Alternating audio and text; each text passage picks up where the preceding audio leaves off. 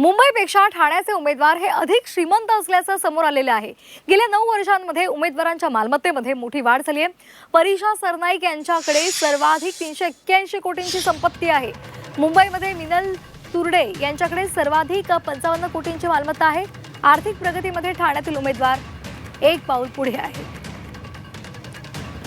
शुभम कोळी आमचे प्रतिनिधी आपल्या सोबत जोडले गेलेले आहेत। शुभम, मुंबईतल्या उमेदवारांपेक्षा ठाण्यातल्या उमेदवारांचे जे मालमत्तेचे आकडे आहेत ते खूप जास्त आहेत आणि त्यामुळे एकच चर्चा सुरू झालेली आहे का अधिकचा तपशील आहे?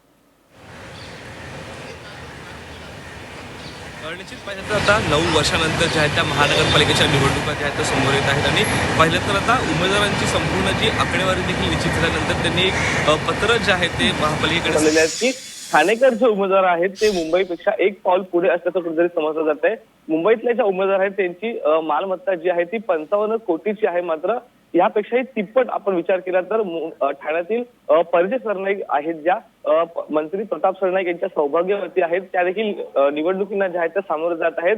वर्तकनगर या भागातून त्या निवडणूक लढत आहेत। त्यांची मालमत्ता ही तब्बल 381 कोटी असल्याचं जे आहे ते त्यांनी सादर केलेल्या एका पत्रातून जे आहे ते समोर आलेलं आहे। त्याचबरोबर आपण पाहिलं तर जे इतरत्र उमेदवार आहेत म्हणजे की हनुमंत जगदाळे असतील, राम रेपाळे असतील यांची देखील जी आकडेवारी जी आहे ती कुठेतरी 50 ते 55 त्याचबरोबर 100च्या आसपास जी आहे ते असल्याचं समोर येत आहे। म्हणून मागील 9 वर्षामध्ये आपण पाहिलं तर ठाणेकर उमेदवार जे आहेत ते मुंबईपेक्षाही उमेदवारांपेक्षा कुठेतरी मोठ्या प्रमाणामध्ये पुढे असल्याचं जे आहे ते समोरलं एकंदरीत समजलं जे आहे ते जात आहे।